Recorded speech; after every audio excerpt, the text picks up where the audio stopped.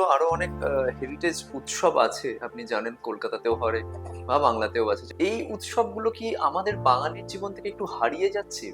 আমাদের একটা কথা আছে যে বাঙালির ১২ মাসে ১৩ পার্বণ। আমি একটা একটা করে বলছি। রথযাত্রার পরেই ঝুলন যাত্রা হয়।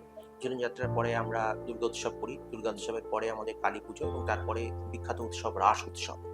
রাস ২ ধরনের হয়। মাঝে আ জগদ্ধাত্রী হ্যাঁ, পুজোও আছে। জগদ্ধাত্রী পুজো আছে হুম, এবং এছাড়া পয়লা বৈশাখ নতুন হুম, বছরের।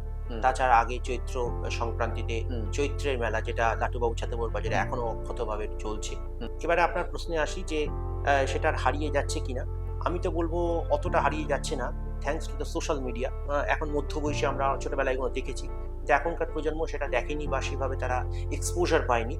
তা সোশ্যাল মিডিয়া কিন্তু তাদের সেই এক্সপোজারটা দিচ্ছে এবং তারা কিন্তু সেই জায়গাগুলো যাচ্ছে এবং এই বাংলার যে এইসব উৎসবগুলো একটা যে আলাদা মাহাত্ম্য আছে সেটা তারা বুঝতে পারছে।